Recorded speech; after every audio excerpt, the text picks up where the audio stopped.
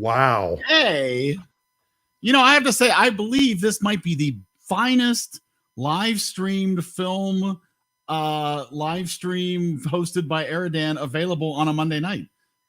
It's in the top 2 at least. I think maybe you have joined us on a fantastic evening. Yes.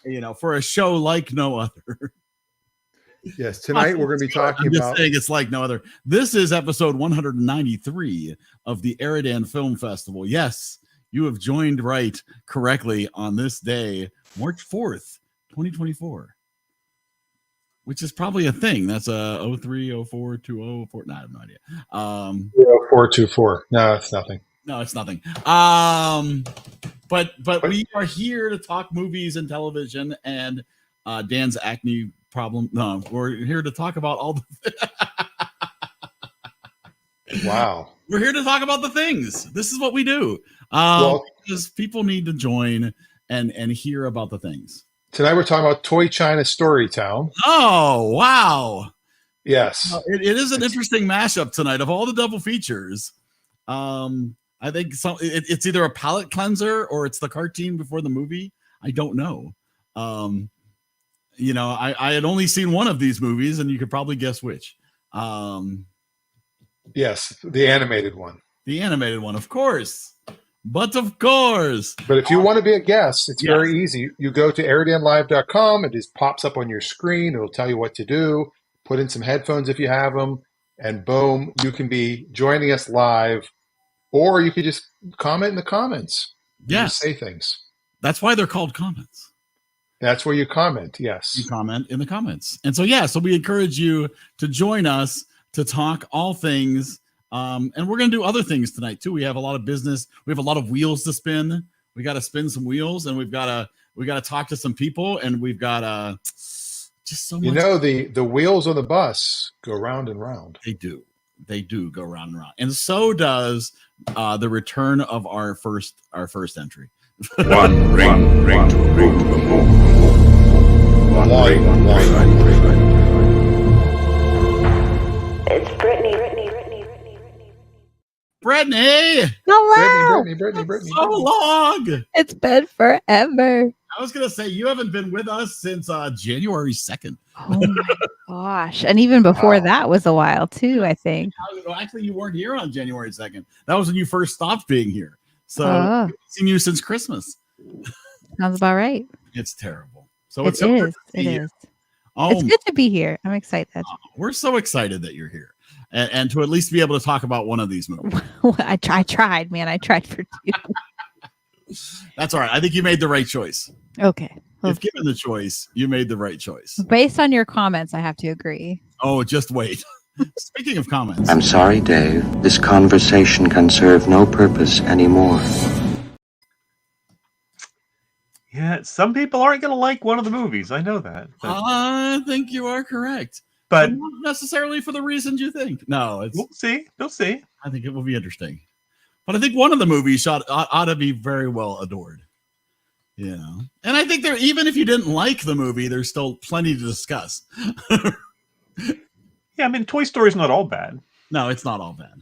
But speaking of all bad. That's Scott? Yes, it's Scott. It's Scott. As a baby. He'll grow. Bring Scott back. What? I see this as an absolute win. I'm promoting Dan's acne issues. Why do I don't have zits? Not on your face. Hey, are we not talking about this today? What are we doing? Not on my face. Thank you, Eric. The real Eric, the art imitates life. Thank you. Not on your head. Thank you. I appreciate it. I did that there. I was waiting for it.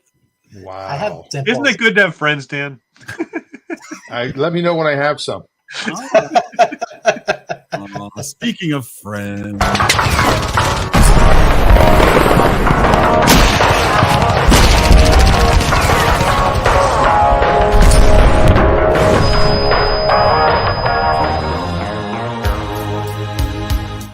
Two of the closest friends to each other in proximity of location of where they are right now.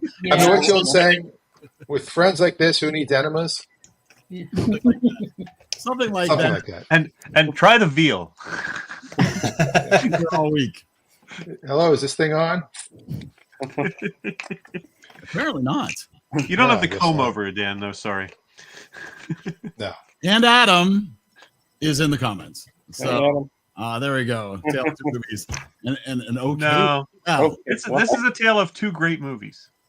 Yeah, there's no bad Thank you. movie this week's. No, I don't Yeah. think so. There might be a movie you didn't like, That but is there's no bad movie out of these two movies. That's true.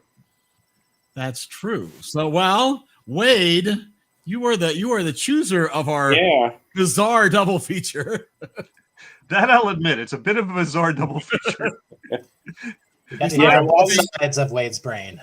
I was looking at the Rotten Tomatoes 100s one day, and I was looking through them. Okay. Yeah, so I was trying to find a good one. There was one that sounded interesting. It was like Seven Samurais, and it was like 3 hours long, and you had to pay for it. So. And rightfully so.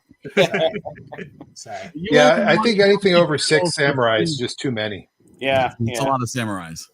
And then and you really only wanted movie titles with 3 syllables. That's really the only connection I can find between these two.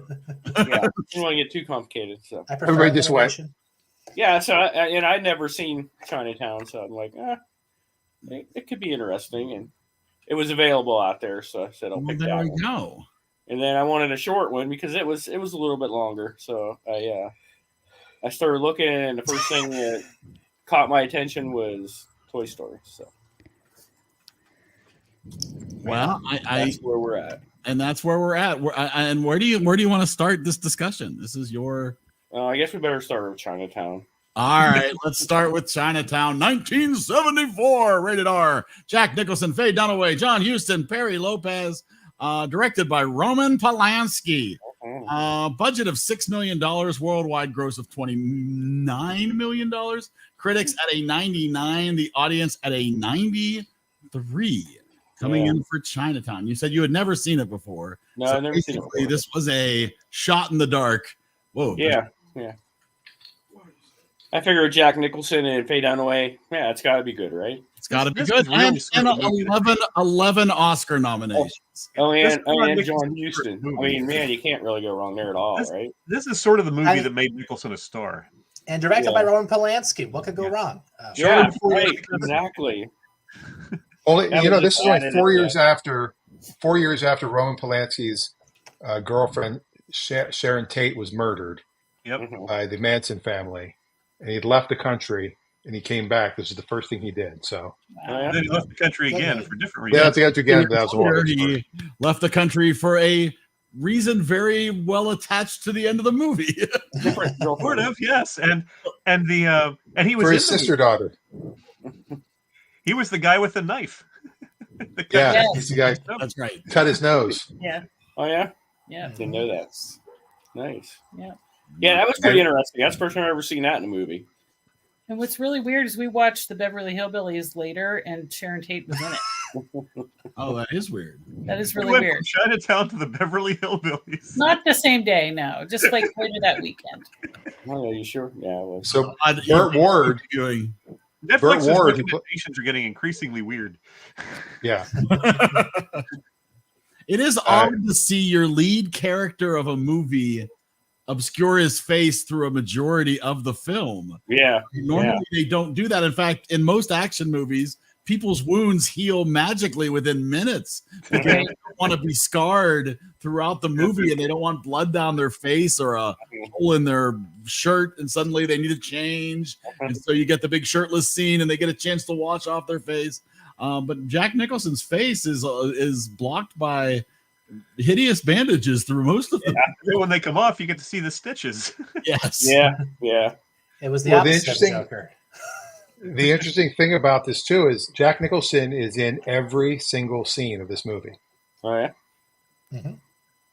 That's kind of and because it's from his point of view. It was supposed to be narrated is the way it was written, and they chose not to do the narration to let us find out things as he found them out. But everything's from, there's a lot of shots from like over the shoulder and behind him, but he's in every scene. This is the movie he should have won for the first time for. I mean, Cooper's Smith is great. So. He's great in this. Yeah, to carry a whole film. And then John Huston. I mean, there's just Yeah, he directed the greatest movie of all time, Annie. John Huston. There's a funny. Just let that one go. Just keep going. There's a funny story that Kevin Pollak tells on the Rich Eisen show, and I was going to try to find the clip and play it. But he's talking about Jack Nicholson telling the story of doing this movie, and he was sleeping with his girlfriend at the time was Angelica Houston, and John Huston, when he says that line, "You're sleeping with my daughter," because my reaction was real. And he cares about. I hadn't told the old man yet. I've been shacking up with his daughter. He really cared about Angelica too. She was supposed to be one of the kids in one of my favorite movies, The Innocents, which is based on Turner the Screw. And he said, "Nope, you are going to have a nice, solid, clean career." And then he goes around and plays this kind of character. So I wonder if she always went, Dad. Yeah. I was in shock. There was almost as much boob in this movie as there was in Howard Stern's movie. Not quite as much. Not quite as much, but still. There was maybe 30 seconds. Whereas, hey, boob is boob. It's all equal. Dan was freeze framing that part of the movie. And there's also, he dropped an F-bomb. 1974 to say the F word in a movie, that was like huge. Reagan was sitting with us when we first started watching it, and she's like, "What?" She was shocked that a movie from the 70s would be so racy. I'm like, oh. No, when did the movie code really break up? It was in the 60s, wasn't it? Yeah, it was Bonnie and Clyde that kind of broke everything up. With Faye Dunaway again. Yeah, that girl. I'm not a fan of hers, and Jack Nicholson, he's got to be the right character for me because he's annoying. A lot of times. He really is. What about her is annoying? Wow. But I think that this role was excellent for him. Definitely. Well, as good as it gets is another movie where he can be annoying and it fits the character very well. Well, yeah, that was a great movie. How do you write women so well? Yeah, I love that movie. That's a good one. And Faye Dunaway, I was surprised that she was not as annoying as I remember her being in other things. So that was good.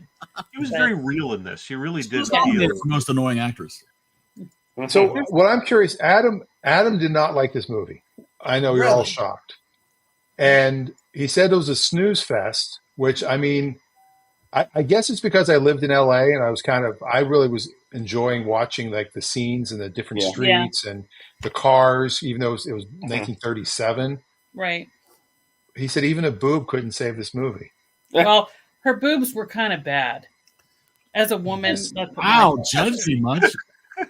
I was like, they were small. Well, Scotty, do you have a sign for Faye Dunaway? It's gone in a different direction than I was expecting. Can we talk about Bo Peep's boobs in the next movie? Can we talk about Dan's again? No, I did not find this movie slow or boring in the slightest. Now I admit, noir is not everybody's genre. Yeah, and noir is all about atmosphere and building to a climax and mood, and it takes time to do that well. You can't just dive into that in the first 10 minutes and have it's not John Wick, right? So it's purposely a slow paced movie. Yes. Right. It is going out of its way to be a slow paced movie. Yeah, it wasn't about foreplay. That's a whole different question. Yeah, it wasn't slow in your normal. This was a really terrible movie, and it was slow on top of it. It was supposed to be this way. It was building that's definitely the right word. And you enjoy it because you're looking at the atmosphere of what this old Hollywood. And you're watching you're watching some great performances too. It's meandering. There's a lot of truth in this movie too, because there was the whole water crisis, and there was the dam that burst, and the guy's name was Mulholland, the real guy that it was just based on. Yeah. And now there's obviously Mulholland Drive, and there's a lot of history to it, but it's just the way I love the way the movie is told, and the screenplay is considered by some the perfect screenplay. Like their screenwriting classes, this is the Bible. This is what they go by as the perfect screenplay. Now, the original screenplay had a slightly different ending. Oh yeah, I don't know if you guys. Yeah, it had a happy ending.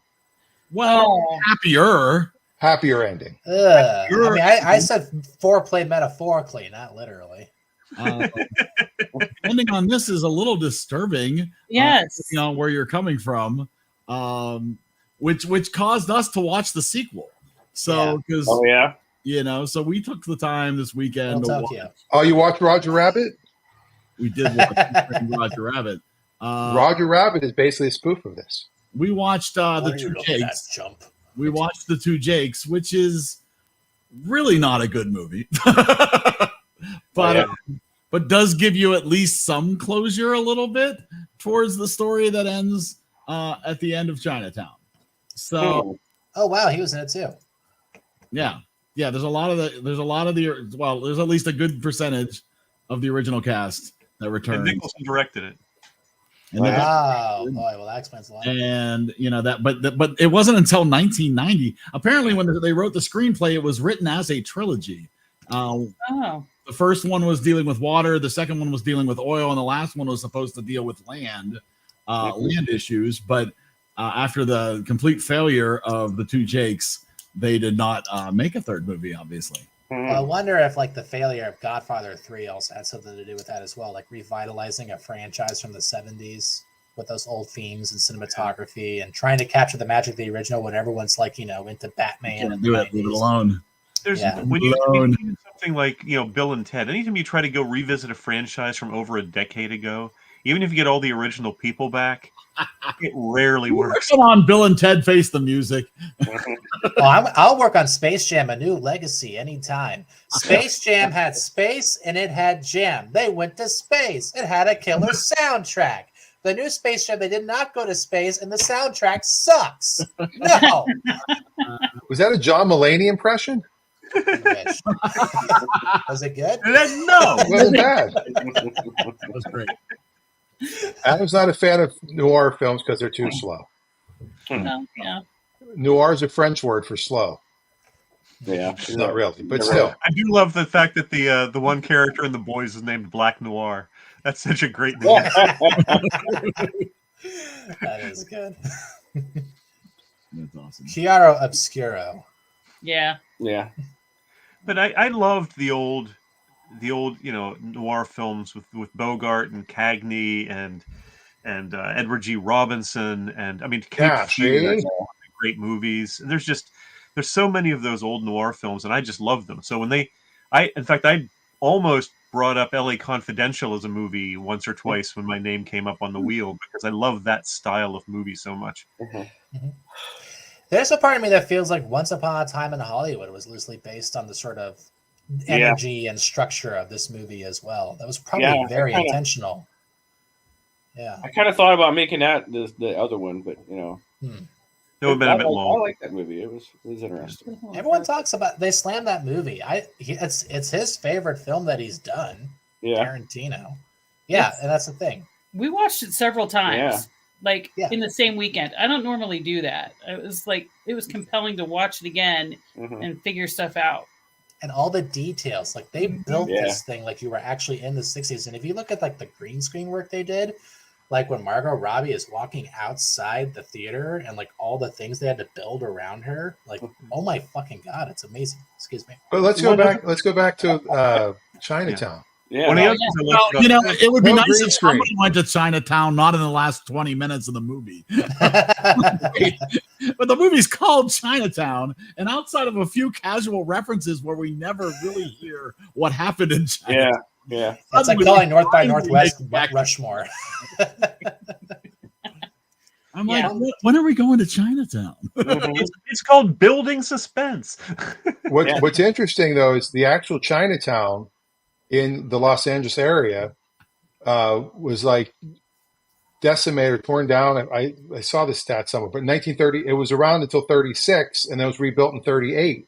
So in 1937, when this takes place, there was actually no Chinatown in Los Angeles at the time. And the water, the San Fernando Valley really became the valley because of this water thing that happened. Well, they couldn't say, hey, relax. That was back in 1906. So they definitely were skirting around with time a little bit. Yeah, you play games with the timeline a bit. Yes, yeah. But I also love the fight scene. Dealing with a lot of this. I love the fights in this movie because they're not hyper choreographed, they're not, they look like two guys just like fighting, they're not like playing a real by the fight. rules. They're pulling Fighting the cone over the poorly, guy's too. head. They're kneeing him in the chest. They look real and they look visceral, and I love that without being gory. I just love the era of everybody in suits and hats. I'm just Nicholson in that opening scene, that suit he's in when he's leaning back at the desk. I mean, that was the very image of suave. Man, that was awesome. Well, speaking of fight scenes, when he's slapping Faye Dunaway, she said in the trivia section here, she said that it didn't seem real enough. So she's like, really slap me. Like he really hit her. And it was like, she's my daughter. She's my sister. She's my daughter. She's my sister. It's like, what are you, West Virginia? That was slightly comical. It was a little bit. It was creepily comical. It did get a little more forceful. Creepily comical, yes. My critical studies teacher once flubbed something, and he just quoted that scene. Like, I'm sorry, sister, daughter. And all the girls in my class are like, you really quoted that movie. Well, then when he goes back to Curly's place after the opening scene of him showing Curly the pictures of his wife cheating on him, and she's got the black eye. I mean, it's like, oh man. Yeah, that was a little harsh. Yeah. She's like, I know who he is. That took me a second. I was like, yeah. As So soon as I saw Curly- him, I went, oh. So Burt Ward, of course, also known as Rocky's brother-in-law, Adrian's brother in Rocky, Oh. correct? Yeah. And I was here's our name drop for the night. I was doing stand-up in LA, and there's two times it was the same place. There's a weird spotlight that hit someone in the audience.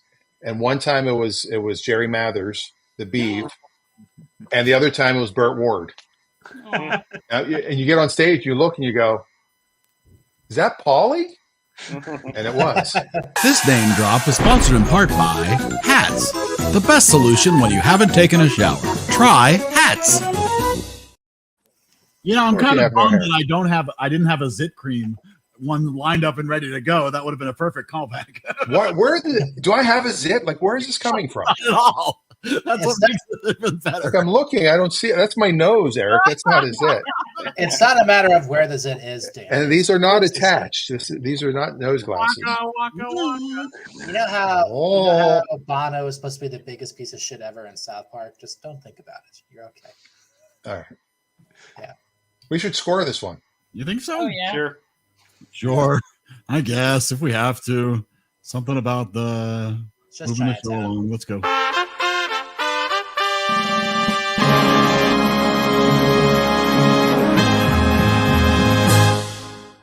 Why? Yeah. Not a podcast, I'll talk to you later. Thanks, girls. So yeah, so I do like film noirs, and this one was pretty comfortable. I like Dan said about being in LA and seeing all this stuff made it kind of extra interesting. Yeah, I'm just gonna quit talking now. I'm gonna give it a 90. I can see why you've been married happily for so long, dude. I'm done. You're a wordsmith. That's 90. great. What'd you say was your score? 90. 90. Oh shoot, that's funny. I didn't know what to expect because I hear 1974. I'm like, but I think that the noir aspect made it really good, and I didn't even think of it as noir until you guys said so because it was in color and daylight, but it makes sense and I can see that. And I even said sitting here, I'm like, wow, this is better than I thought it would be, and it kept my attention, and it was a good. They told the story well, and it moved a little slow, but not noticeably slow that you're like, oh my gosh. As usual, it was pretty good. Okay, I don't like Faye Dunaway usually, but she was I think she was perfect for this role. I think Jack Nicholson was perfect for the role. I recognized other people. And John Huston, I just was so grossed out by him. And then I knew why. And when we figured out why I was grossed out, it just, you knew from the beginning there was something. Yeah. The director of Annie. Yeah. For real? Is that true? Yeah, it is. Oh my gosh, I had no idea. That's hilarious. My son will come out tomorrow. It's a hard knock life for Faye. My lord. Sister, daughter. Sorry. Oh my gosh. So I could tell it was a well-made movie, and they did a great job with it, and I'm going to give it a 90 as well. 2 90s. Wow. All right. Davey should have said, Faye Dunaway, Faye Dunaway. Brittany started this movie and then took an accidental nap. All right. So does your subconscious have a score? I don't think that would be fair, but all right. No. We'll be back to you for the next movie. Yeah, do that. Dave, Mr. Gitz. Yeah, I freely admit this movie's not going to be for everybody. I understand that. I love noirs, and this movie was not I hate this. This isn't negative. It wasn't a groundbreaking movie, but it was sort of the resurgence of the noir coming back, because it had been a sort of a dormant genre for quite a few years, and this came back with gangbusters, and it tells its story so well, and I love. It's a rare movie that. The part of the reason I'm interested isn't just well written, it isn't just good performances, it isn't just great direction and cinematography. I'm really interested in the story. I'm trying to figure out what's going on here, because it isn't obvious from the first half hour what's going on. You're really going like, huh? But it's not like a Christopher Nolan where I have no idea what's going on because my head is spinning around as fast as, a top. It's just really well told, with the clues gradually coming together in a really fascinating and interesting and very enjoyable way. And I don't need a happy ending to my films if it's the good, logical conclusion to the story. And painful as this ending was, it was a suitable ending for a terrible story, well told. And so I give it a 97. Ooh. 97. So when it's like heaven. Oh wait, Stacy has a question. Yeah, now it's gone. Oh my god, never mind. All right. If I think of it, sorry. You'll just. By the way, just want to make a programming note and a correction. We did a name drop, and I said the wrong name. Oh. I said Burt Ward. I meant Burt Young, not Burt Ward. Trying to figure Adam out thought where this movie was so boring, but he did get us on that. So good job, Adam. Burt Young was Paulie. Yeah. Thank you. All right. So, how could Jack Nicholson not think he's a star until the Batman? Is it the money? Because holy crap, he is so good in this.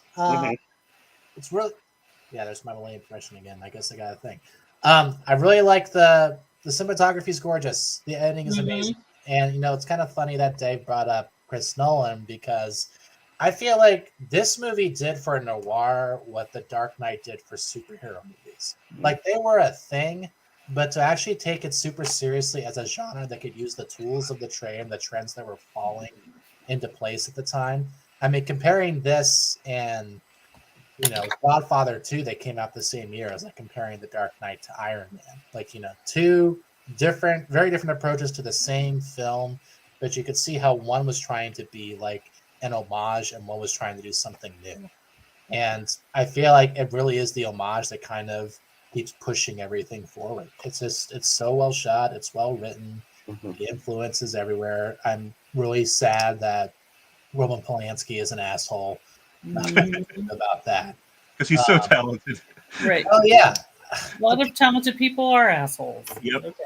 The guy made frickin' Repulsion, and he still did what he did. I don't get it. Anyway, love this movie. Adam, I'm sorry. It's not for you. I'm going to give this a 95. 95. 95. All right. First, I have my mother's score. I saw her today. She did not just watch it this week, but she has watched it many times and really loves this movie. Oh yeah. She probably saw it in the theater, to be honest. She likes the big stuff. But she did want to give it a 90. And I thought I saw this movie. I was almost positive I saw this movie, but this was not the movie I saw. So I'm not sure what I saw. Oh. Because as I'm watching this, I'm like, I don't remember any of this unless it's an alternate reality and I saw it in some other timeline. Mm-hmm. But yeah, I mean, it is very well done as far as movies goes. It's one I would love to watch again. I actually think I do want to watch The Two Jakes, even though it's a stupid name. Yeah. It's like Jake and the There are Fat two Man. guys named Jake. Oh, One's Jake with a K. No. so there's a couple of interesting things like, they used the 1940s Paramount logo at the beginning. The TV version, the Chinaman joke doesn't come, they got rid of it. They edited out the Chinaman joke, which of course, did I just say the C word? Really I don't know. Chinaman. Is that Right. The joke was about the wife being, Yeah. but I think it's a great movie. For me, it's a 95. Woo! My goodness. Not so much here. I'm not in Adam's camp, I don't think. We'll see where Adam's at. I respect this movie for what it is, but I recognize that this is not my movie. So that said, I'm at like a 79. I think it's a solid movie. I don't think I'd ever watch it again, but and I appreciate what was going on at the time, but whether I feel it survives now, I'm not so sure. It's definitely not for me. So I'm at a 79. Enjoyable, but not rewatchable. I felt the same way about Two Girls, One Cup. There's your movie poster.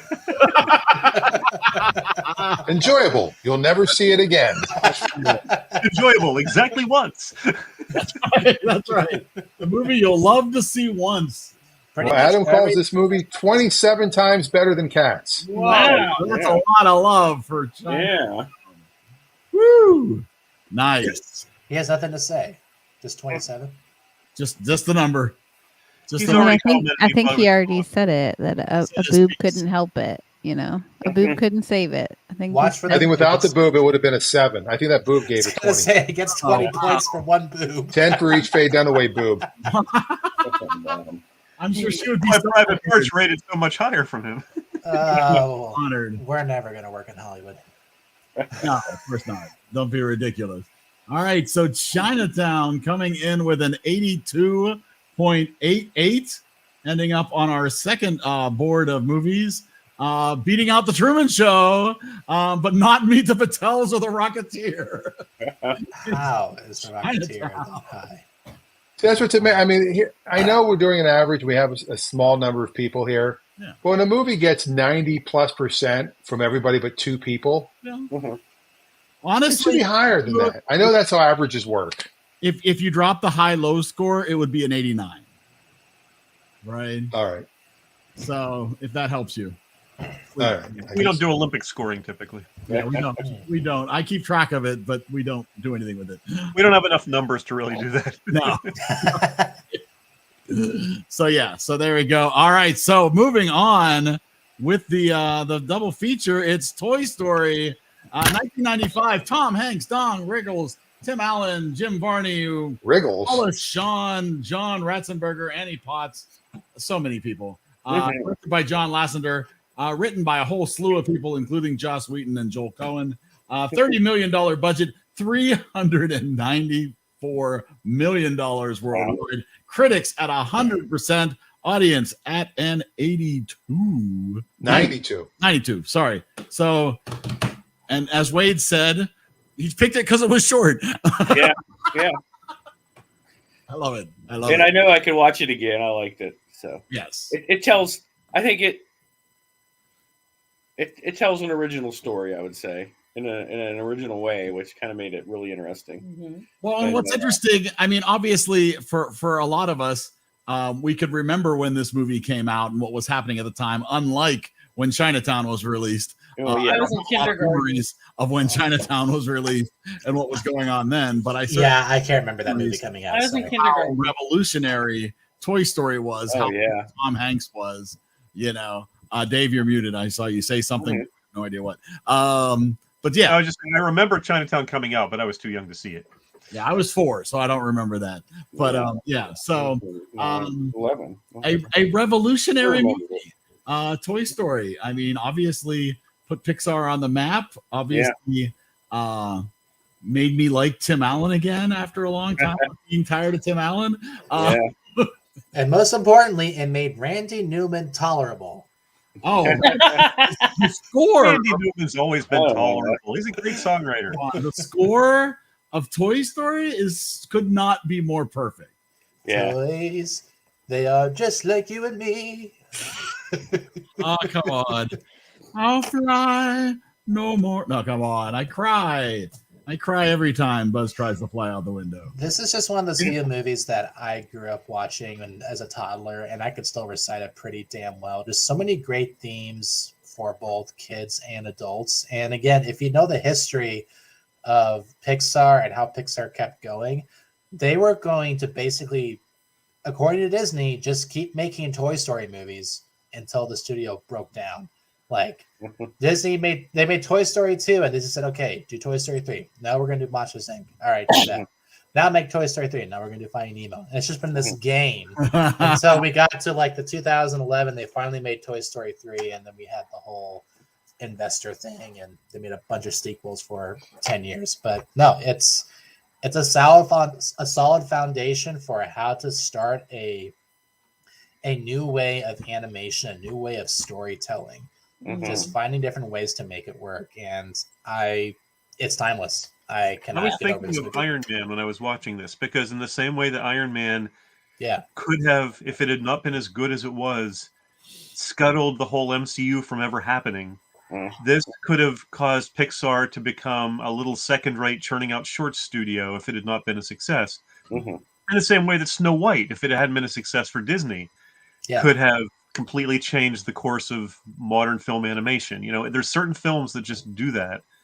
And the thing that amazes me most is the animation's great. There's so many, but how quickly you know who these characters are.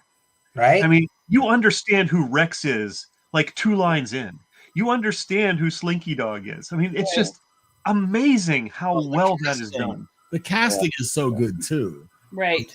I mean, like, you could not replace hardly any of these voice actors throughout this movie, you know, and which makes you wonder what they're going to do with Toy Story 5. Well, and almost all of them kept going through the sequels. You know, they lost Don Rickles eventually. They lost Jim Varney, but they have kept most of them intact. Yeah, they recycled Don Rickles' lines for the 4th movie. I guess we're doing AI for the 5th movie. Like, is that like what they're going to do? We will find out. One of my favorite lines is in the whole movie is, what are you looking at, you hockey puck? Yeah. Reagan dressed up as hockey pucks one year. Yeah, Brittany, Reagan. There was some Halloween party. Yeah, some Halloween party that Reagan was at. I don't know if you were there, but she dressed up as the hockey puck from this movie. I don't know if I was. Oh my gosh. I mean, he's the secondary antagonist in this movie, which is kind of shocking when you think about, like, you know, the next couple movies had, like, you know, Zurg and and when he takes out his mouth and is kissing his own butt. Yeah. You know, that's the first time I've noticed that in a while. Yeah. I was like, picking on Slinky Dog. And then the other thing, Reagan, we were watching a Don Rickles special, and he was doing his stand-up shtick, and he said, "You hockey puck," and she went, "Oh my gosh, is that right?" That was a staple of his stand-up act forever. Yeah, she was shocked. She didn't realize it was him. And that's part of the reason I love this is there are lines like that kid would mean nothing to kids. Yeah. They're clearly there for the adults. Even more in Toy Story 2, the whole Star Wars thing was just basically like one adult egg for everybody. And so there's actually one thing I think really works this movie's power too, which is that the humans look terrifying. They have not mastered how to make these people look realistic. Which is why they were so smart to make it about the toys. Which is why when Sid is like, where are your rebel friends now? You see all those freaking braces. You're like, oh my gosh, get it away from me. It makes it even more terrifying. Yeah. Yes. And no one I mean, the line, "You're a sad, strange little man, and you have my pity," is just such a great You are a child's plaything. Like, so good. Yeah, they found a way to make an original space character, too. How'd they do that without mentioning Star Wars the first time? Yeah. Well, for me, the movie wasn't as big in 1995 because I didn't have kids yet. So I didn't really see this much. Maybe I watched it once with Josh. I think we might have watched it. So that would have been 2009. Might have been the first time I saw it. Oh, wow. And so, it was probably only my second time. It might have only been my second time ever seeing this. Although I'm very familiar with the characters. And I know I've seen the others. And it's endlessly quotable. So, I mean, you've probably heard the lines. I love when Buzz is just using his laser. I just don't understand what you mean. I just don't understand what you mean, Dan, when you say you've only seen it twice. What? What does that even mean? I mean, how could you? Well, you had kids at this time. No, I didn't. Not in '95. I have Reagan. We watched it quite a bit. Oh, when she discovers anything, we watch it quite a bit. Yeah, she watches them. It also has the most important moment in any Pixar movie, which is the real meaning of the movie moment. I mean, how good is that scene on the bed when Buzz is just looking out the window with the rain falling down? He's just feeling so helpless. I can't help anybody. I'm worthless because I am not who I thought I was. And Woody's like, no, what matters is who you are to people. Like, that's such a good life lesson. It's not about how far you go. It's how far you go with somebody else. It's just a really good way to be happy. And you've seen that moment in every single Pixar movie since then. It's just an echo. It's beautiful. No comment. That's fine. That's okay. It's true. It's absolutely well said. Oh my God. And it is also, I mean, this movie was made 30 years ago. Shut up, Dan. Yep. Dave. All right. Shut up, Dan. You were right. I was too. Shut up, Dan is the right answer. Always the right answer. That's so shocking to me. Even though you can tell that, yes, they could have made it faster and cheaper and made the animation better if they made the same movie today. Oh, yeah. You never, while you're watching it, going, ooh, that's dated. Because even though, as Scott pointed out, the humans don't look great, it doesn't matter. No, it looks like a cartoon. It looks like a cartoon. They're not supposed to look exactly real. And think about the other action Toy Story. No, I'm kidding, guys. With the other animation, like when they were moving, the houses look really. They look elementary animated. Yeah, but you're not paying attention to them really. You're paying attention to the characters, so you didn't notice as much. We noticed it this time though, but after 15 times. Yeah. Sorry, Scott. Go ahead. It's okay. I was like, what is the name of that? That 3D animated show that was out in the 90s. Oh, Reboot. Like Reboot was the 3D show. And think about how Reboot looks compared to this. Yep. Right. Like we could have had something that looked that cheap and we didn't. Yeah. It looks really, really good to Dave's point.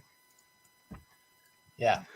We watched one of the extras on the Blu-ray was a short film that Pixar made with NASA, basically plugging the space shuttle with Buzz Lightyear showing around the space shuttle and showing the Buzz Lightyear toy floating with people in the International Space Station. And it's a lot of fun to watch. That's fun. That's awesome. So Adam throws some comments in here saying that his controversial take on the movie is that he thinks Toy Story 2 is a better movie. You're not wrong. I disagree with that, but I know a lot of people hold that opinion. Yeah, but that doesn't take away from this movie. But he says the downside effect of this movie was it kicked off a trend of big-time movie stars being in animated films instead of voice actors. And I 100% agree with him on this. Yeah. Mm-hmm. I actually have a point to make. I actually disagree. I think the movie that started that was Aladdin. When they saw how popular Robin Williams Williams was and that, like nearly every Disney animated movie had to have a popular comedian as the side. And because this is a very dramatic story, you need to have some comedians to throw in there to keep it going. I agree with you that I'm not going to blame Toy Story solely for starting the trend, but it certainly accelerated the trend, and it is a trend I don't like. Billy Crystal turned down the role of Buzz Lightyear, which I thought was fantastic. Yes. Of course, later became Mike Wazowski. And he didn't think an animated film was going to do very well. Yeah, he turned it down. He said it was the biggest mistake of his career. And then when they called him, when his wife said so-and-so's on the phone, he just grabbed the phone and said, yes. That's how he answered the phone. You also you have the same vocal partnership, like, deep voice, high voice that you have in Toy Story that you get in Monsters, Inc. too. Yeah. And I think he works better as Mike Wazowski than he would have as Buzz. Oh, yeah. I don't think it would have worked. Well, as Mike, he almost gets to be a surrogate stand-up comic. I mean, it's a Yeah. perfect. Yeah, I really is. I always wanted a pet. That could kill me. So in Disney World in the laugh floor, one time he won me as a prize. Mike Wazowski did. Yeah. Wow. Yeah. I was that guy. He was that guy. He has a I will sticker. say, I give Sid a lot of credit, though. He is really good at that claw machine. Yeah. Yeah. Wow. Yeah, no fooling. Think about all the toys that we don't even I mean, how many see. times have you tried those and you get nothing? You get nothing. Sid's like 2 tries, gets the alien, gets the buzz. Rigged. It's so rigged. Also, he jumps on the whack-a-mole alien machine, which is the best reference of the whole movie. I'm just saying. All the aliens jumping out like whack-a-mole, that just cracked me up as an adult. And it occurred to me, too, when they showed the aliens, the whole scene with the ooh and the claw. They were the minions before the minions. Yeah. Oh, they were minion-esque. Holy crap. I didn't even think of that. Yep. It kind of kills me that in Hollywood Studios that they didn't make the Pizza Planet there as a place to eat instead of Woody's Lunchbox. I don't understand why they didn't. I would go to a Pizza Planet restaurant. Well, it every was day. There's a pizza restaurant now in Hollywood Studios that is Pizza Rizzo. It was originally Pizza Planet when they first opened Hollywood Studios. That was Pizza Planet over there. It is the worst reviewed restaurant of all time as Rizzo's, but my kids love it there. It is our favorite place to eat is over at Pizza Rizzo. How do we get so many freaking ripoffs of Chuck E. Cheese and not get one Pizza Planet ripoff? Yeah. Like, come on. You guys should watch the John Oliver segment of Chuck E. Cheese. It's amazing. Speaking of which, strange transition. John Oliver did a whole thing about Chuck E. Cheese. I just said that. That's what Scott was just saying. Yeah, that was brilliant. I freaking loved it. Like 25 minutes. I'm just ranting about Chuck E. Cheese. Yes, about this British guy doing this whole thing about Chuck E. Cheese. And he looks like him, too. They were creepy. We and I went to some back in the day, and they were creepy. We're on a tangent. Does this mean we have to get this a rating now? We are at time. It is rating time. Okay. Rating time. All right, head over to Wade. Rating time. Yeah, I don't remember seeing this in the theater, so we might not have went and saw it. But we watched it quite a bit since then. Mm-hmm. A lot. And the storyline is really good. Like I said, the storyline is pretty original and the characters and everything, and it just all went so well. And so I don't think I can give it 100, but I'll give it a 98. 98. Yeah, it is really, it's just excellent. There's so many good parts to it. The toys coming out of the sand pit, Sid, and it's my favorite thing. When Woody opens his mouth and talks to Sid, I'm like, yes. Yeah. It's my favorite part. I love it. And then his sister cheesing with the dog. That was fun. Yeah. And when she tries to show her toy to Sid, and he runs away. She turns very quickly on her brother. As soon as she sees a weakness, she's on him. So she's absolutely. Well, he taught her that. He's not much different than her brother. So yeah, it's excellent. I just think it's really good. So I'm going to give it a 99. 99. Nice. All right. Now we go to Brittany for a score. Yeah, I did watch this one. And not just in my life. Like I have, but like I did watch it for this again. In my life. When Richard and I were dating, I found him little alien figurines, and I bought a pack of them for him to hang from his rearview mirror. So he had 3 of them. So that was fun. This movie definitely was like a huge staple to my childhood. So it was really funny watching it again as an adult and seeing like how adult-ish like some of it is. I was like, I'm watching this with my child. I don't want her to learn to say these things. I don't want her to like, what the heck? Like, I don't remember it being like this. What? And she won't, but it's just so funny to see the things that matter to me as a kid versus like an adult. But I don't know. I loved the attention to detail of like the ways that each of the toys would come alive, and how like, you know, even like at the very beginning when Andy's mom steps on the little army guy, like how real that is. And when he snaps and when the little piece bends, and I'm like, I have toys that like, you know, did that where they were just plastic and they got real bendy, and but then how that toy would react to being broken, like how he would crawl and leave me, you know, like just all the different ways that they made that. So like as a kid watching that, like that made my imagination come alive a lot of like what my toys would be like if they came to life, you know, like that's just the age that I was at when this movie was a thing. And so like I really enjoyed it. And even now watching it again as an adult, it's like watching it through my daughter's eyes of like, what is she thinking when she's watching this? And now watching her learn imaginative play through watching Andy play with his toys. And I was like, I don't know. It was really good. I definitely agree with Adam. I like the second one better. But still this one, Sid always creeps me out. He's so creepy. Didn't like him. I have a picture. I'll have to see if I can find it of a kid who had like, we saw at a restaurant one time and I was like, oh my gosh, it's Sid from Toy Story. And I was super creeped out by this kid. It was terrible. But he's gonna have a nice life. Yeah, I think I'll give this one a 95. 95. Woo! Yeah, it is just such a great movie, and there's so many little details. When Buzz is giving his talk, and I'm looking at the books behind him and reading the spines of them and finding awesome cool things up there, and you know, we need more monkeys. We're all out. That's the whole barrel full. You know, it's just so many great lines. It is just so well done, crammed into 81 minutes. It's just such a perfect movie. I was thinking again about this versus Chinatown, which is an odd juxtaposition. I give this 1 point more than Chinatown because I think this was starting from a bit more of a fresh slate than Chinatown was. Absolutely. And so I give this a 98. Woo!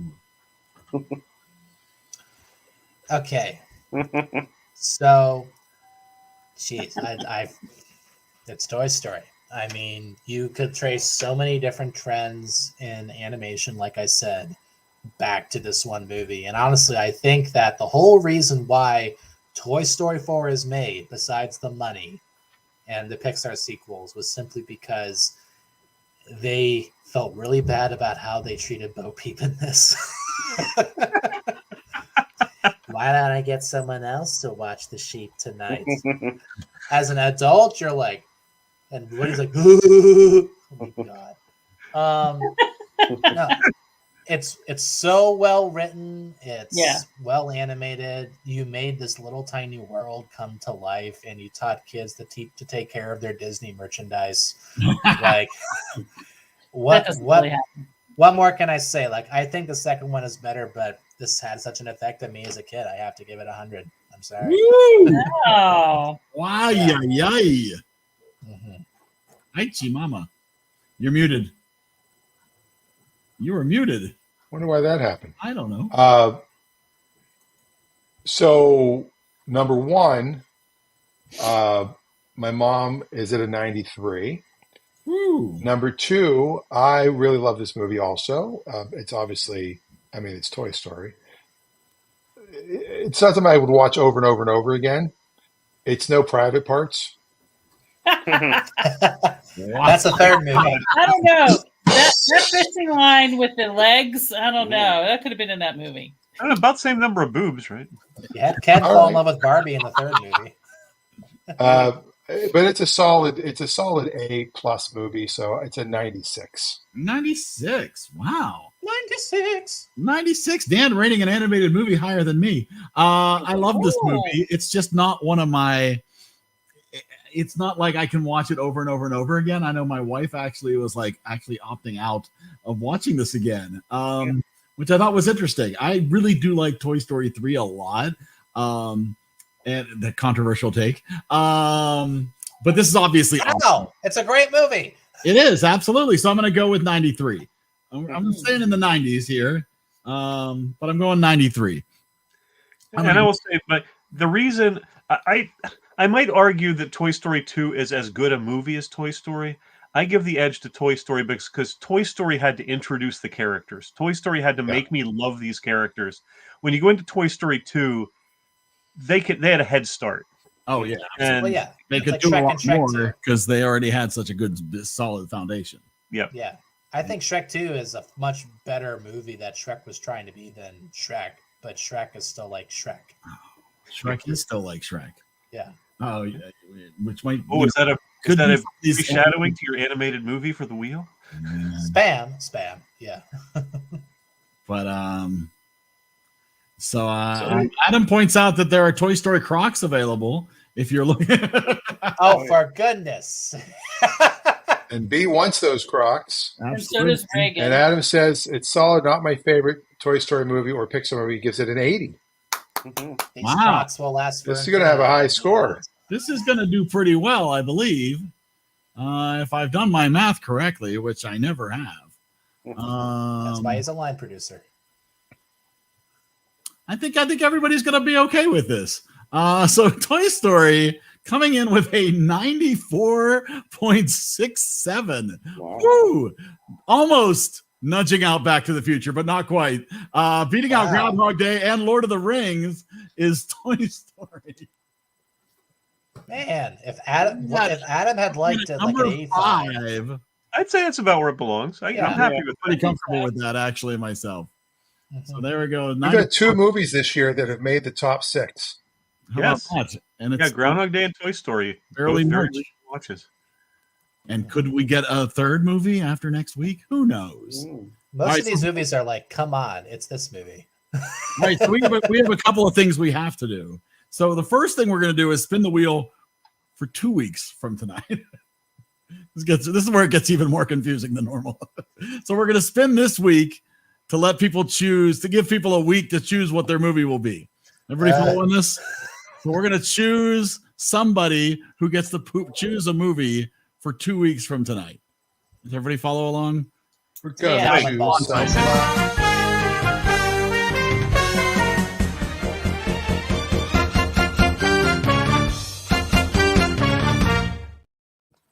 All right. Unless I'm drunk, I believe these are the correct people who have not gotten to choose a movie for 2024. Well, I won't be here in 2 weeks. So I don't see Mrs. Nesbitt on this list. You're off this wheel. All right. So there we have the 4 people who have not chosen a movie for 2024, and we'll be given 1 week to determine what their movie will be. That's where I saw it. And I think I've explained this enough, so I'm just going to spin this, and I'm going to shuffle this, and we'll see what happens. All right. So choosing our movie for 2 weeks from tonight and announcing their movie next week will be Scott. There it is. That's very exciting. Well deserved. Woo! We expect to see you, Scott. It actually has been 1 year since I started doing the podcast with you guys. Oh, wow. All right. Okay. All right. Now, the more interesting thing is, what are we going to watch next week? And so we're going to go round robin, and everybody's going to have to say what their animated movie is. Random order?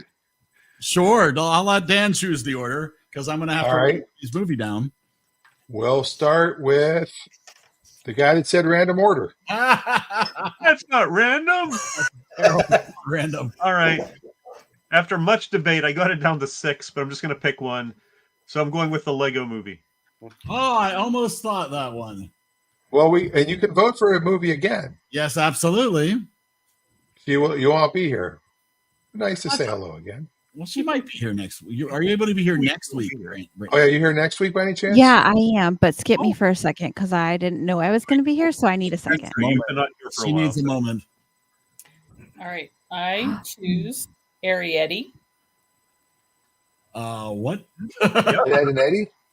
Arietty. Arietti. Oh, I almost spelled that right. Oh, I've seen that. I've seen the poster for that. Yep. Nice. So I was looking for a donkey. I was going to pick Shrek, and I'll pick it even if Scott is going to pick it. We'll double nice. There's Shrek. Okay, awesome. All right, let's move it over to Scott. I'm picking chaos.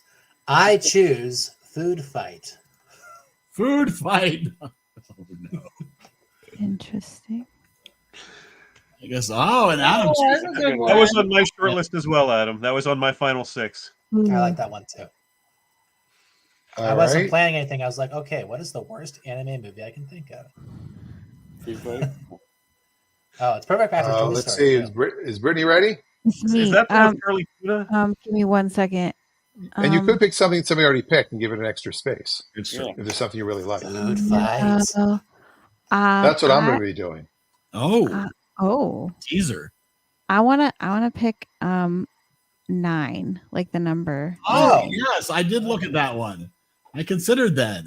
That's actually been on I have like an EriDan list on my phone, like that I made when I started watching, and this has been on my list since then. So nice. 9.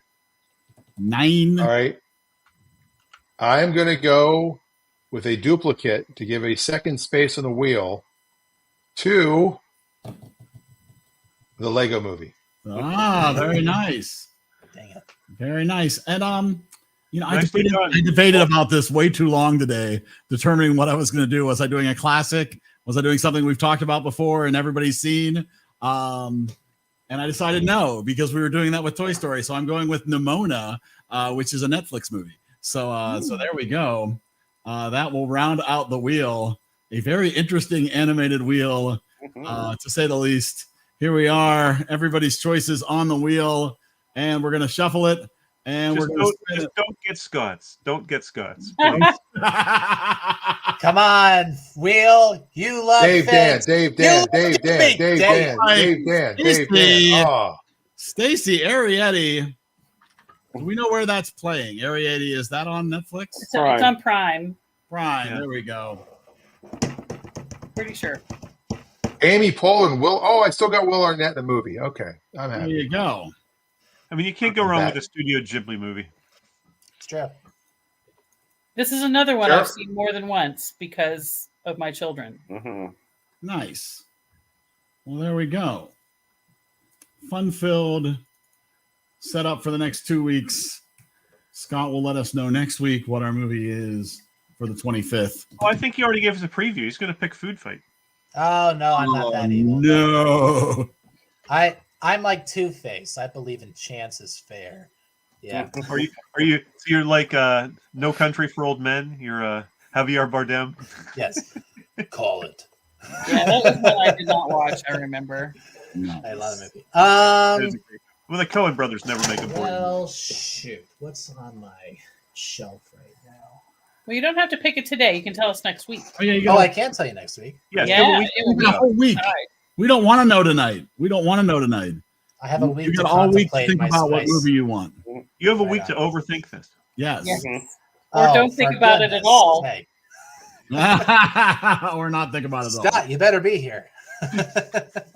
There is pressure. I will make a commitment here. Whenever I do this is something we can know.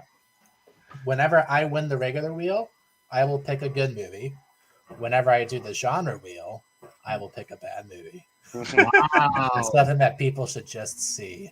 You haven't really. And that includes the Christmas wheel, because there's a lot of those. Yeah, I have one. In fact, we've watched a lot of those. Yeah. Oh, we haven't seen Well, my that's also favorites. We watched Jingle All the Way. Which was better than I expected it to be, but it was still pretty bad. Oh, It's so bad. We still watch it every year. It's Oh, terrible. you have but we to. watch it You a have lot. to. Yeah. I will pick a very high budgeted disaster for my Christmas movie. Ooh. Yeah. So Literally, this- countries teamed up to make it. I think we already watched Ishtar, didn't we? Oh. So just to be clear, this is the secret world of Arietti, correct? Yeah. Okay. Yeah, I don't remember all that. I just call it Arietti. That's the big word on the poster. It's a guy named Eddie who farts a lot. He's Airy Eddie. Oh, wow. It's Gassy Eddie. There's still time to get that in your stand-up, Dan. No. Yeah, Carol Burnett's voice in it. Yeah, it's got a good cast. Yeah. I mean, you've got Amy Poehler and Will Arnett, husband and wife at the time, I think. Carol Burnett. That's all. Yeah, pretty much. There you go. Okay, I have a question. Do you guys want a popular movie or do you want an art movie?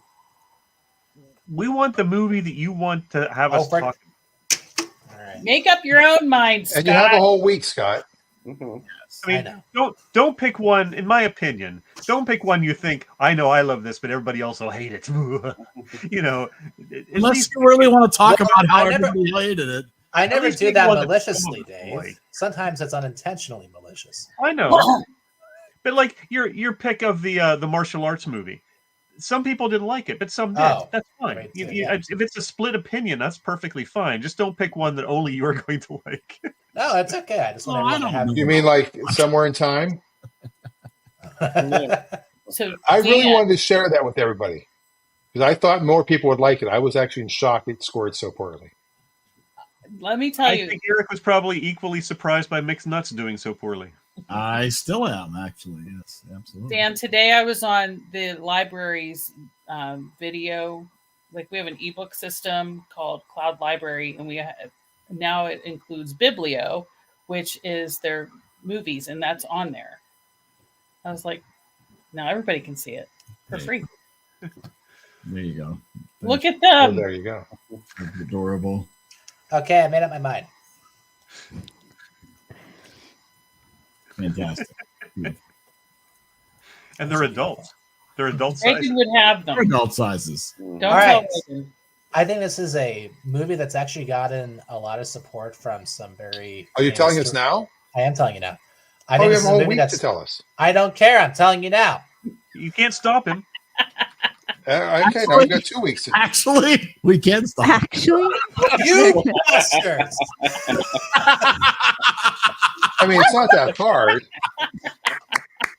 Nicely done. I was going to actually boot him. No, you're nice. You just took him out. I was just going to keep yelling and have you cut me off. Ah! He's a madman. Right. Network. All right. I think this is a movie that people actually look back on and they go, you know what, that was actually pretty darn good considering Oh, boy. what else this director has made. And Daft. the guy who's going to win Best Picture for going to win Best Director this year said this was a great superhero movie that everyone should have watched. Watchmen. Oh, I've been wanting to Yes. watch that for many Yeah. years. Okay, It's not so bad. My only problem with it is if you've read the graphic novel first, it's a bit disappointing. Oh yeah, totally. here's my fun fact about 2 fun facts about this movie. Should I save it? I'm not going to be here. Do it. Yeah, go Okay, ahead. so Yeah. one, my ex-boyfriend is related to the guy who wrote Watchmen. Oh, he must be sane. It's wild, and so that's fun. And then when I was in college, they offered my freshman year. They were called first year experience classes. Like they called them FYE, which made me giggle because I was like, "That's a store at the mall." But I took sociology of superheroes. Like that was my class, and so that was what we did. Was we watched all these different superhero movies and talked about the culture and all this stuff. And then I had to write a 10-page paper on Watchmen. That's awesome. Wow. So I got to watch it, which I'd never seen it before, and yeah, Streaming So- on Max. yes. For those of you looking for where to stream it. Yeah. 2 weeks. Like 2 weeks in a row. You can watch. You can do your own double feature if you want. You can jump straight from Arietti over to Watchmen and do your own double feature. So there you go. It is a movie I think would have gotten higher scores if it had been entirely original and not based on a great graphic novel, because it was one of those ones, sort of like Jackson managed to avoid this trap with The Lord of the Rings. A really beloved property like that is so hard to satisfy both casual fans and the hardcore fans. I think with Watchmen, they satisfied the casual fans, and the hardcore fans were like, it was okay. Yeah, there was kind of an approach to this that they kind of have with V for Vendetta. There's terrorist elements to both movies, where they kind of said we can't have things be, too literal to the novel. We had to have some sort of liberty with what we did. And both movies were made by Warner Brothers, and Warner Brothers also did a little movie trilogy called the Hobbit trilogy. So yeah, it is worth thinking about what Warner Brothers executives like to do. Because, again, if they knew what they were doing, they wouldn't be executives. Then there's a League of Extraordinary Gentlemen. Yes. The most amazing movie in Sean Connery's career. They're not only extraordinary and gentlemen, they're in a league of their own. Yeah.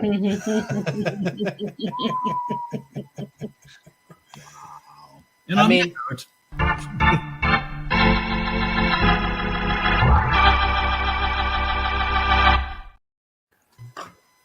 What else have you been watching? All right, I'm going to admit something I've been watching that's so stupid. Oh, boy. Barbie. EriDan?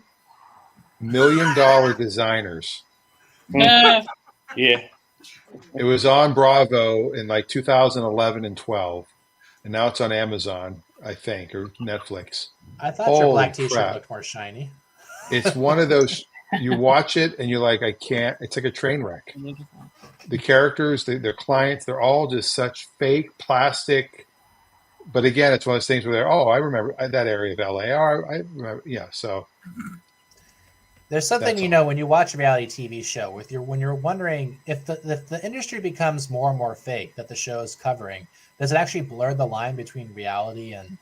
Well, that's what I feel. The first season of the show is about the design and about the relationships. And then the second season is just all made up fake drama.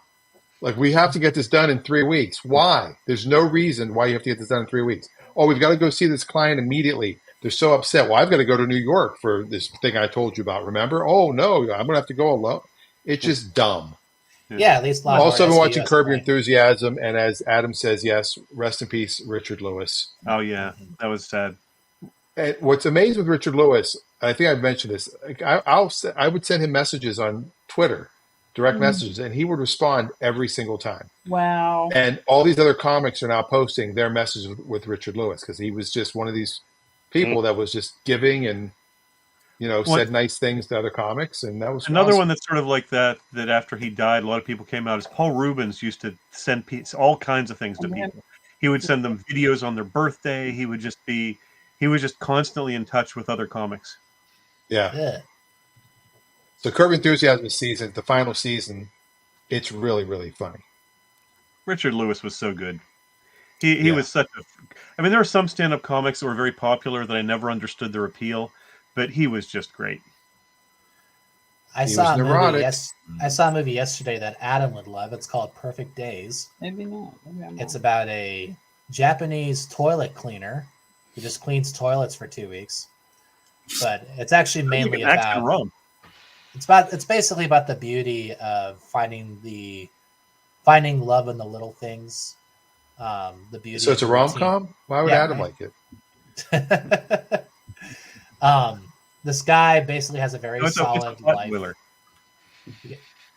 He has a very solid life through his routine, and then you get to see how him reuniting with his family kind of upsets everything.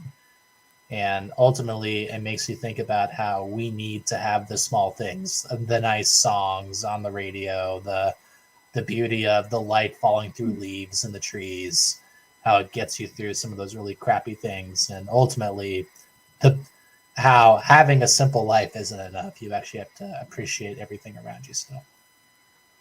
The details. So sounds like a song by Cinderella. Don't know what you got till it's gone. Right? And it's a can-winning movie. It won Best Actor for this last year. Because it was about a guy who cleans the can. Yeah. Wow. It's beautiful. But yeah, looking forward to seeing what happens at the ceremony next Sunday. It's my brother's wedding that day. Oh. Bro's getting married on Oscar Sunday? Right? I'll try to tie that in. Blasphemy. You're going to be sitting there with your phone during the reception. Yes, congratulations! Not you. I put on a tux for this. The streaming from the Oscars, everybody. My brother's getting married at them. It's kind of cool. But we might take this segment out. Are you going to have seat fillers at the wedding? All right. Not the worst idea. Cillian Murphy. I didn't think I'd win. I'm sorry. You're gonna get up in the middle of the groom's speech. You're gonna get up and go slap him. Oh, absolutely. Take your wife's name out of your mouth. Wait a minute. That'd actually be really funny if I hadn't do that. That was 2 years ago, right? It was. The Will Smith thing. Yep. He's still banned for another few years. So with season 3 airing, I had watched seasons 1 and 2, but Margaret hadn't. So we've gone back and I've started rewatching season 1 of Resident Alien, and it's really fun. I've seen commercials for this. I've never actually watched the show. It takes a few episodes to grow on you, but I really enjoy it. It's streaming on Netflix now. First 2 seasons. I saw that. I didn't see it, but I saw that Megamind 2 was getting rave reviews from everybody. It was funny because I remember Megamind and Despicable Me came out the same summer. It was so weird because they had somewhat similar premises in that, the villain is the hero kind of thing. Yes. And for whatever reason, I don't know if it was the Minions or what, Despicable Me really took off, and Megamind just sort of is almost Megamind so much. Megamind is like Ferrell and Brad Pitt. I mean, it's severely underrated. Easily one of the top 5 superhero movies in the last 20 years. I wouldn't go that far, but I really do enjoy it. I would. No, I don't think the Joker counts as a superhero movie, but I mean, if you had to pick like a top villain story, that's probably up there. Now, more people need to watch that, especially incel white simps. Yeah. So when is Megamind 2 coming out? Well, they had a TV show that just dropped. Oh, okay. It looks atrocious, unfortunately. Okay. It has 2 reviews on Rotten Tomatoes. Last time I checked, they were both negative. And the audience reviews were at 18%. Ooh. Yeah. And we have what? Despicable Me 4 or 5 coming out this year? 4. They had 2 Minions movies. Minions and then Minions The Rise of Gru. They have made a mint off those little yellow guys. Yes. Totally not The Simpsons. Right. They should be in the same universe, though, shouldn't they? No. To explain why they're all yellow. I just want a Spider-Man pointing meme now, where it's the Minions pointing at the aliens from Toy Story. Like, you hit it, Dave. That's them. Oh. All right, 20 after. That's a typical lull in most conversations. Bill? Stacy's falling asleep. Oh, yeah? Check, please. It happens. So next week, what are we watching? Arrietty. Arrietty, the secret world of Arrietty. Yeah. Ed, and Eddie. Eddie the Eagle. Amazon Prime. And alrighty. Probably that's about yeah. Actually, it's on Max. It is not on Amazon Prime. What? Then we're not going to be able to watch that either. No, we own that. We own that on DVD. You can watch it then, yes. There you go. You can actually watch it old school. We don't have Max, so we can't watch. Well, Max is tied into Amazon, so a lot of times you'll see it's on Amazon, but then you have to have the Max add-on. Max, everything is going to Max. Motor Trend, all their shows are going to Max. They're killing their Motor Trend Plus app. The contraction of the streaming services is starting. Mm-hmm. Yeah. Do not confuse this movie with The Borrowers. We're the rescuers. Oh, it's definitely based on The Borrowers. Yeah, it's kind of like The Borrowers. That's why I like it. One of my favorite books. Wow. Yep. But does it have John Goodman? No. No. Are you watch dubbed or subtitled? You know, it's dubbed. It's dubbed. But is it animated? Yes. Yes, that's the whole point. I thought it was just the poster. I apologize. Oh man, it looks interesting. Okay, Adam, it is slow. Are there any boobs? And the voice of Jack Nicholson. I'd like an Ariadne. When he laughed in Chinatown, I went, and that's why he's the Joker. It's only an hour and 34 minutes long. Yeah. It's slow. It's In Adam's world, yeah, you're not making it up at all. We're selling it so hard for him right now. He's gonna love it. You're saying there's no scenes of overweight naked cops in showers? Nope. That's fun. Nope. That's why everyone liked There's a Jabba the cat. Hutt. He was a reference. There's a cat that wants to eat little tiny people. But most importantly, are there planes? No. Are there trains? Are there automobiles? Is there an Indian in a cupboard? There's little boats. There are little Oh, boats. okay. There are some cars in it. There you go. 94.85. Wow. Yeah. Wait, unlimited Metro for $25? Look at that right there. Look at that deal right there, everybody. Dan's subtle product placement. Whoa, will you look at that? There's a sale at Penny's. Yeah. It's like the old Michael Jackson joke, right? It's all at Al's half logo. off. Boys' pants are half off, yeah. Or the Kmart Oh ad. I my can ship God. the Kmart ad where you could ship your pants. Uh-huh. I ship my At pants. Netherlands, you have to be this high to ride Michael. Oh yeah, I ship my drawers. His poor cousin. I hope that movie does okay. Remember those? Nephew, whatever he is. By the way, if you guys could do us a favor and go to YouTube and like the Caryata page. Mm. And also, if you're watching, please give us a like here. I'm trying to play the algorithm. Okay. Have you ever watched Seth Meyers' corrections that he posts on YouTube every week? Because the one he posted last Friday, he starts it out going,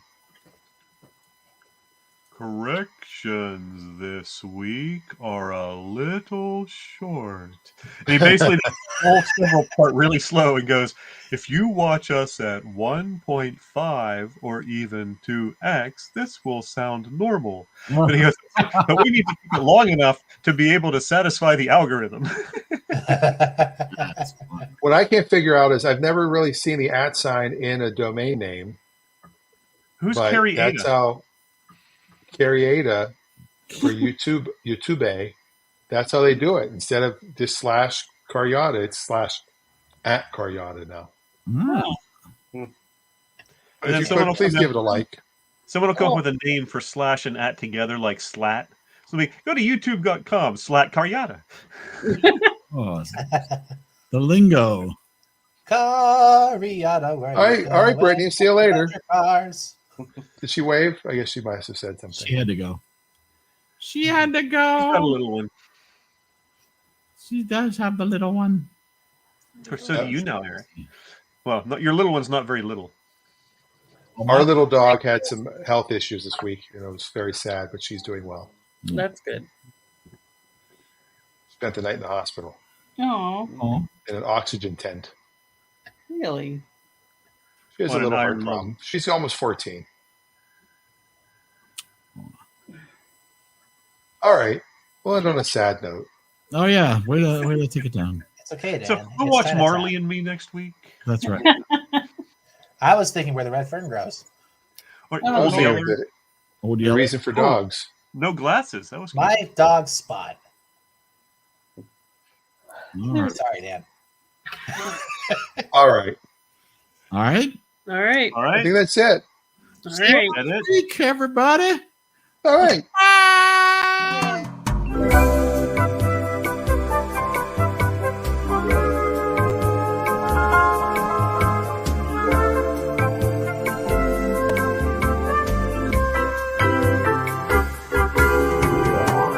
Goodbye.